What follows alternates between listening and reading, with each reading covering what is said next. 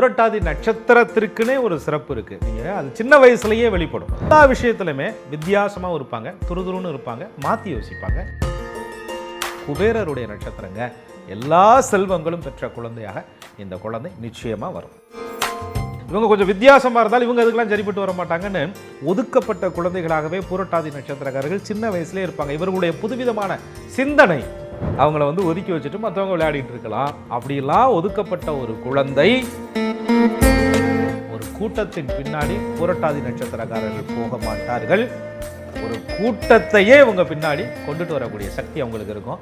அவ்வளோ பெரிய ராஜயோகம் பின்னாடி மிகப்பெரிய ஒரு தலைவனாக, மிகப்பெரிய ஒரு வழிகாட்டியாக, மிகப்பெரிய ஒரு உச்சம் தொடக்கூடியவர்களாக, புகழ்பெற்ற மனிதர்களாக இந்த குழந்தை வருவதற்கான வாய்ப்பு இருக்கு.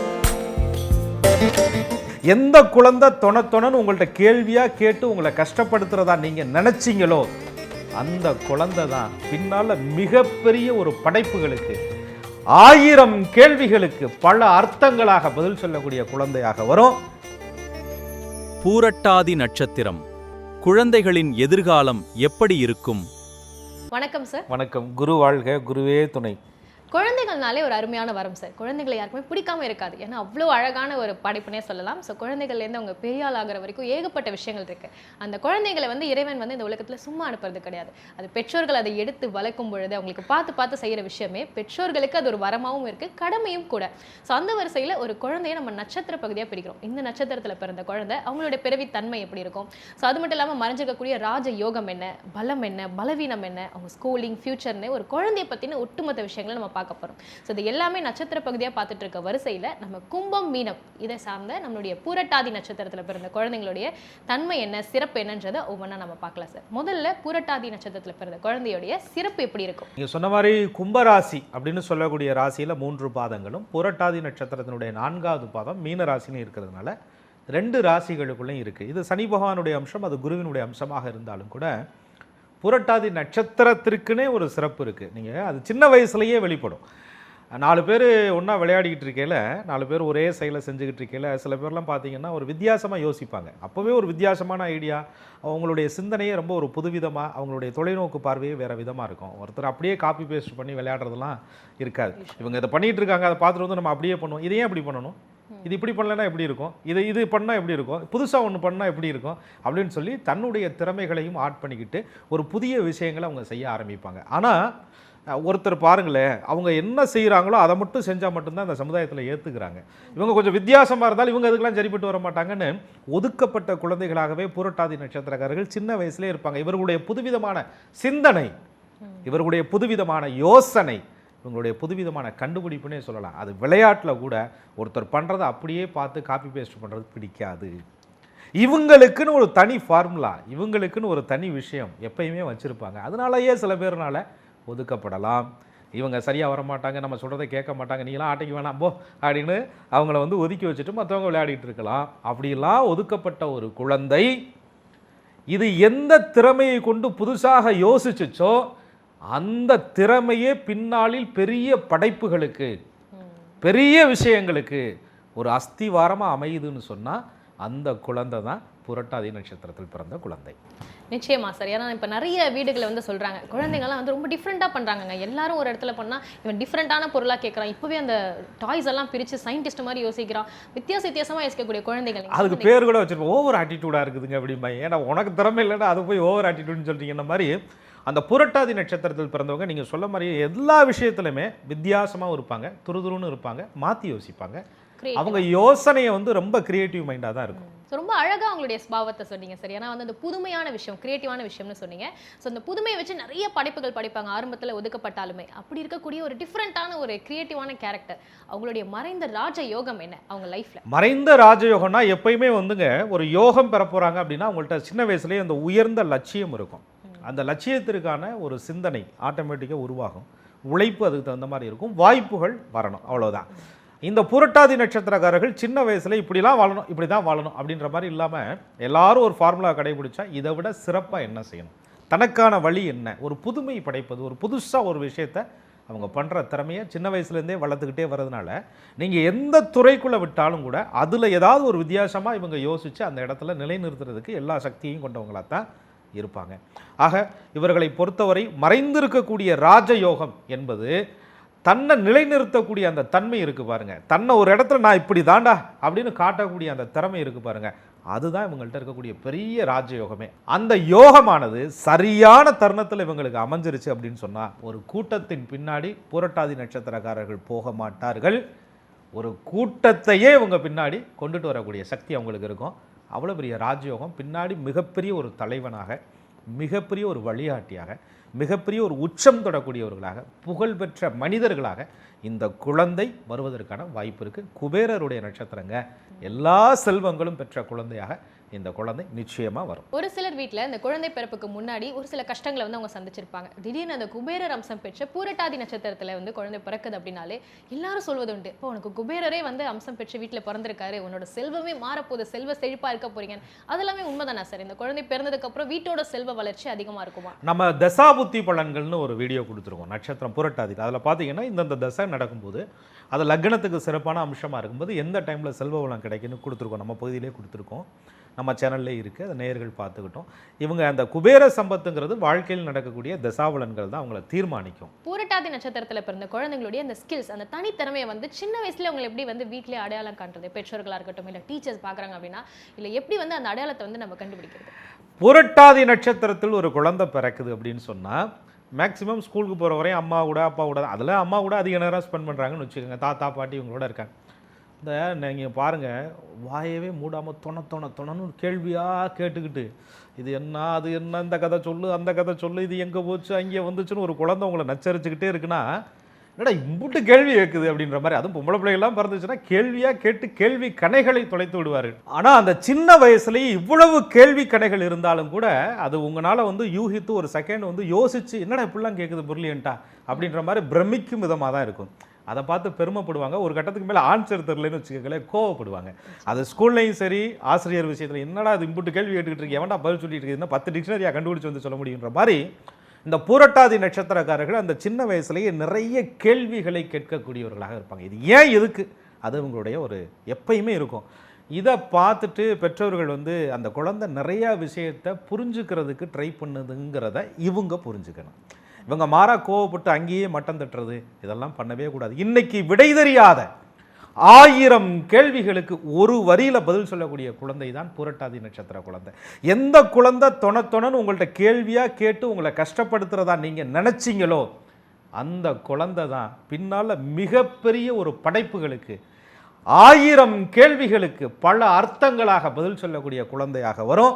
அப்படிப்பட்ட குழந்தைய ஒரு 4 செவுத்துக்குள்ள வச்சு கேள்வி இவ்வளவு கேட்கிறானே நினைச்சு அதனுடைய அறிவை எக்காரணத்தை கொண்டும் பெற்றோர்களும் ஆசிரியர்களும் மட்டம் தட்டவே கூடாது.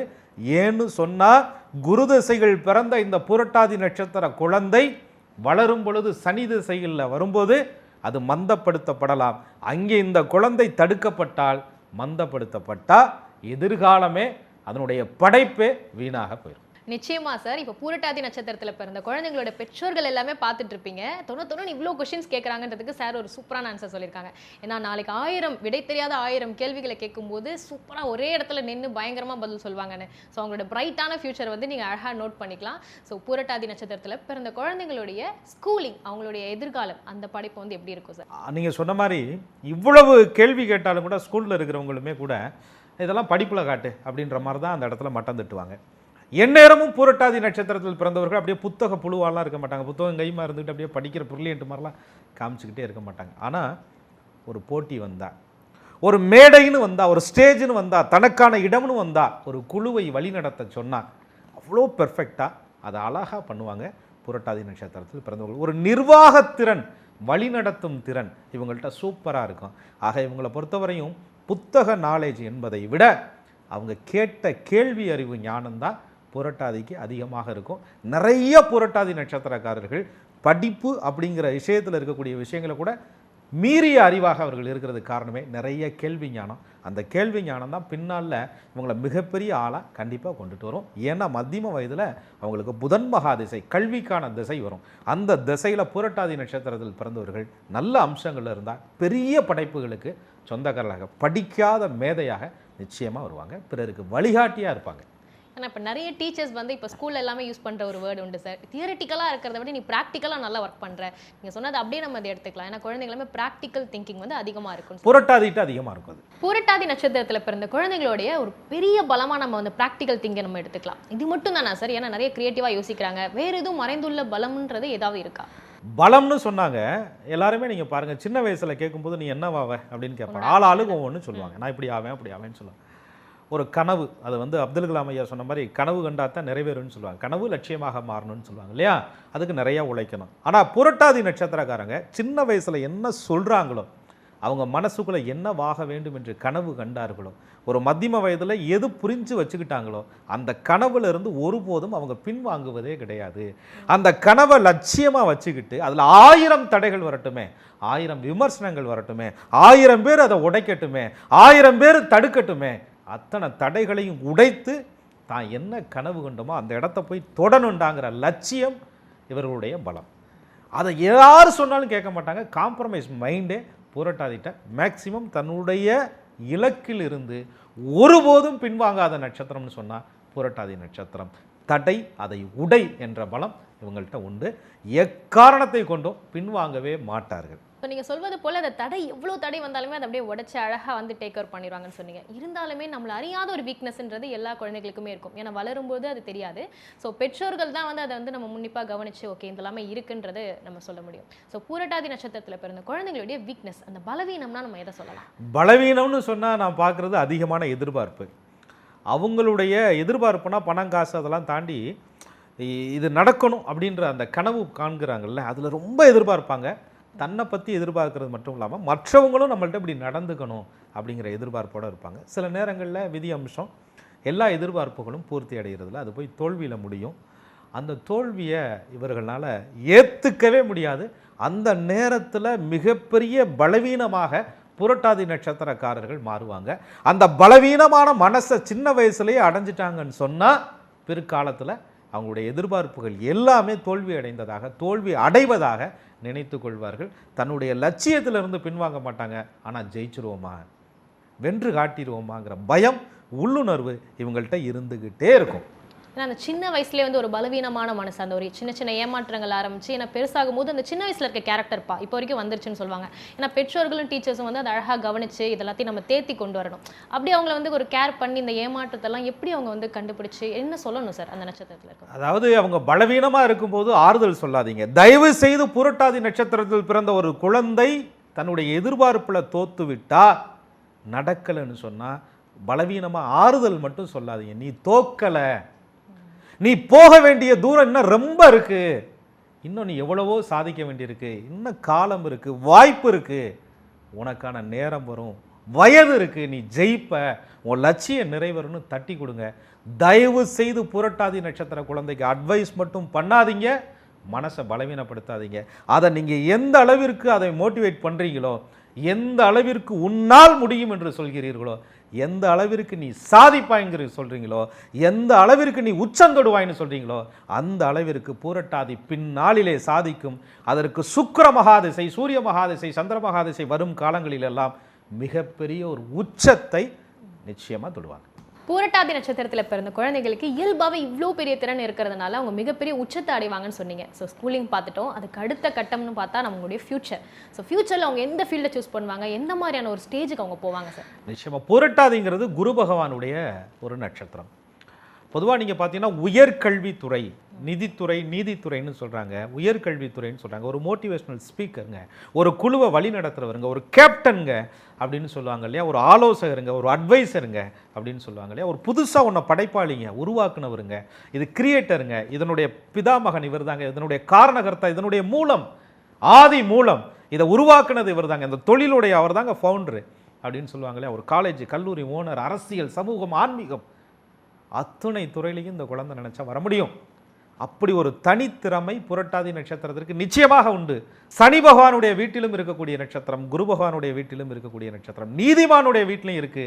நிதிகாரகன், தனகாரகன், புத்திரகாரகன் என்று சொல்லக்கூடிய அந்த அற்புதமான தெய்வ அம்சம் பொருந்திய குரு பகவானுடைய வீட்டிலையும் இருக்கக்கூடிய தெய்வீக நட்சத்திரம் புரட்டாதி நட்சத்திரம். அதனால சின்ன வயசுலேயே இதனுடைய நிர்வாக திறமையும், சின்ன வயசுல இதனுடைய துணிச்சலான முடிவையும், சின்ன வயசுல இதனுடைய வித்தியாசமான யோசனையும் சின்ன வயசுல இதனுடைய கேள்வி கேட்கக்கூடிய திறமையையும் ஒரு ஸ்கேல் கொண்டு தயவு செய்து நீங்க அளந்துராதீங்க. தயவு செய்து அந்த குழந்தையை பலவீனப்படுத்திடாதீங்க. அதுதான் விதியா மாறுதே தவிர நீங்க பலவீனத்தை அதிகப்படுத்த அதிகப்படுத்த அதுவே கர்மாவாக மாறும். அந்த குழந்தையினுடைய பலத்தை அதிகப்படுத்த அதுவே உயர்வாக மாறும். ஸோ இவ்வளோ விஷயங்கள் வந்து நீங்கள் புரட்டாதி நட்சத்திரத்துடைய அந்த ஒரு பிறப்பு குணமாக வந்து நம்ம சொல்கிறோம் சார். ஸோ பெற்றோர்களோ இல்லை டீச்சர்ஸோ அவங்கள்ட்ட என்ன விஷயத்தை தான் சார் சொல்லணும்? அடிக்கடி வந்து இந்த வேர்டை யூஸ் பண்ணுங்கன்னா எதை சொல்லலாம்? அப்துல் கலாம் ஐயா என்ன சொன்னாரோ அதை மிஸ் பண்ணவே கூடாது. உன் கனவு ரொம்ப முக்கியமானது, உன்னுடைய லட்சியம் முக்கியமானது, உன்னுடைய எல்லா செயலும் எனக்கு முக்கியமானது. அந்த கனவுல நீ ஜெயிக்கணுங்கிறது அதை விட ஒரு பெற்றோராகிய எங்களுக்கு மிக மிக முக்கியமானது. அந்த கனவுல நீ ஜெயிச்சிட்டேன்னு சொன்னால் நாங்கள் ரொம்ப சந்தோஷப்படுவோங்கிற வார்த்தையை எப்பயுமே சொல்லிக்கிட்டே இருக்கணும். அந்த கனவை மட்டும் தயவு செய்து அளவோட கனவு காணுன்னு சொல்லி மட்டம் தட்டிராதீங்க. அதுதான் புரட்டாதி நட்சத்திரக்காரர்களுக்கு பலவீனப்படுத்துமே தவிர அவர்களை எப்பொழுதுமே அவருடைய கனவிற்கு நீங்கள் துணையாக இருந்தால் நிச்சயமாக சாதிச்சு காட்டுவாங்க. பெற்றோர்களே அவங்களோட கனவுக்கு தடையா இருக்கக்கூடாதுன்னு சொன்னீங்க சார். அப்போ அவங்க தடுக்கிற விதமாக அந்த கனவை வந்து அப்படியே உடைக்கிற விதமாக எந்தெந்த விஷயத்த சொல்லக்கூடாது சார்? பொதுவாக எல்லாரும் என்ன சொல்லுவாங்கன்னா ஒரு ஸ்கேல் ஒன்று வச்சுக்கிடுவாங்க. இங்கே வரப்பா நம்ம குடும்பம் இவ்வளவுதான், என் வருமானம் இவ்வளவு தான், எனக்கான வாய்ப்பு இவ்வளவு தான், இவ்வளவுக்குள்ளே நீ பண்ணிக்க அப்படின்னு சொல்லி ஒரு ஸ்கேல் ஒன்று கொண்டுட்டு வருவாங்க. தயவு செய்து புரட்டாதி நட்சத்திரத்தினுடைய படைப்பை உன்னால் ஆகாதுன்னு சொல்லாதீங்க, நீ இவ்வளவுதான் பண்ணணும்னு சொல்லாதீங்க, நீ இவ்வளவுக்குள்ளே யோசின்னு சொல்லாதீங்க, இதை மட்டும் செய்யன்னு சொல்லாதீங்க. அந்த கனவிற்கு எக்காரணத்தை கொண்டும் நீங்கள் ஒரு ஸ்கேல் வச்சு அளக்கவே அளக்காதீங்க. அதனுடைய படைப்பு என்பது பிரம்மாண்டம், அதனுடைய படைப்பு என்பது வித்தியாசம், அதனுடைய படைப்பு என்பது புதிய கோணம், புதிய பார்வை. அதன் போக்கில் அதை தயவு செய்து விடுங்க. நிச்சயமாக ஜொலிக்கும். அது அதனுடைய எல்லை என்னங்கிறது அதுக்கு கண்டிப்பாக தெரியும். ஒரு விதையை வச்சதை நீங்கள் ஆனால் வளர்ந்துருச்சான்னு தோண்டி பார்த்தீங்கன்னா அங்கனே தான் இருக்கும். காலம் கொடுங்க, நேரம் கொடுங்க, அவகாசம் கொடுங்க. விருட்சமாக புரட்டாதி நட்சத்திரக்காரர்கள் வளர்ந்து நிற்பாங்க. இன்னைக்கு எந்த குழந்தை கேள்வி கேட்டுச்சுன்னு வருத்தப்பட்டீங்களோ, எந்த குழந்தை அளவுக்கு அதிகமாக ஆசைப்படுதுன்னு யோசிச்சிங்களோ, அந்த குழந்தை நான் யோசிச்சது தான் சரின்னு சொல்லி உங்கள் குடும்பத்திற்கே ஒரு தூணாக கண்டிப்பாக வந்து நிற்கும். அதுதான் புரட்டாதி. புரட்டாதி நட்சத்திரத்தில் பிறந்த குழந்தைங்கள்ட்ட அந்த பலவீனமான சொற்களை பயன்படுத்தும் போது அவங்களோட ஃபயராக இருக்கட்டும், அந்த எனர்ஜியாக இருக்கட்டும், இது எல்லாத்தையும் பெற்றோர்களும் டீச்சர்ஸே குறைக்கிற மாதிரி ஆயிரும்னு சொல்ல வரீங்க சார்? நிச்சயமா. அதாவது குறைக்கிறது மட்டும் இல்லை, பெரிய தடைகளாக நீங்கள் இருந்துடக்கூடாது. ஒரு குழந்தைய இந்த நட்சத்திரத்தில் பிறந்திருக்குன்னு சொன்னால் அதை எப்படியெல்லாம் நம்ம டெவலப் பண்ணலாம், அதுகிட்ட இருக்கக்கூடிய ஸ்கில் என்ன எல்லாத்தையும் புரிஞ்சுக்கணும். ஒரு பெயர் வைக்கும் பொழுதே அடிப்படையே சரியாக அமைக்கணுங்க. ஒரு நட்சத்திரத்திற்கு பெயர் நாம எழுத்துக்கள்னு இருக்குது. அந்த எழுத்துக்களை செலக்ட் பண்ணி நியூமராலஜி நம்பர்ஸ் இருக்குது. உடல் எண், உயிர் எண், விதி எண்ணுன்னு இருக்குது. அதன்படி பெயர் அமைத்து அதற்கான சாதக தாரை நட்சத்திரம், சம்பத்து தாரை நட்சத்திரம், சேமதாரை நட்சத்திரம் இருக்குது. அந்த நட்சத்திர நாளில் பெயரை அமைத்து என்ன உடை உடுத்தணும், பேர் வைக்கிற அன்னைக்கு என்ன உடை உடுத்தணும், யார் சேனை தொட்டு வைக்கணும், இதெல்லாம் தான் ஒரு குழந்தையினுடைய எதிர்காலத்தில் மிகப்பெரிய ஒரு தைரியம் வருது. நான் சொல்கிறது அதிர்ஷ்டம் மட்டும் இல்லை, திறமையும் சேரும்போது அந்த குழந்தையினுடைய வாழ்க்கை நிச்சயமாக ஜொலிக்கும். புரட்டாதி பூலோகத்தை கண்டிப்பாக ஆளும். ஸோ இன்றைக்கி நம்ம புரட்டாதி நட்சத்திரத்தில் பிறந்த குழந்தைங்களுடைய அந்த பிறவி தன்மை எப்படி இருக்கும், மறைந்த ராஜயோகம், ஸோ என்னென்னலாம் ஸ்கில் இருக்குன்றத பெற்றோர்கள் பார்க்கும்போதே இப்படிங்க இப்படி சொல்லியிருக்கீங்க, இவ்வளோ அழகாக சொல்லியிருக்கீங்களேன்ற மாதிரி இதெல்லாமே இப்போ இன்னும் நல்லாவே தெரிஞ்சுப்பாங்க. அது மட்டும் இல்லாமல் நீங்கள் சொன்ன மாதிரி பார்ட் 2ல் வந்து அவங்களுடைய என்ன பெயர் வைக்கணும், குழந்தைகளை வந்து எப்படி பராமரிக்கிறது, அவங்களுக்கு எந்த உடை உடுத்தணும் அந்த பெயர் வைக்கக்கூடிய நாளில், அது மட்டும் இல்லாமல் அந்த சேனை தொட்டு வைக்கக்கூடிய விஷயம், அந்த அழகான விஷயத்தை பற்றியுமே நம்ம பார்ட் 2ல் பார்க்க போகிறோம். ஸோ அடுத்த நட்சத்திரத்தில் நம்ம சந்திக்கலாம். நன்றி சார். நன்றி. குரு வாழ்க, குருவே துணை.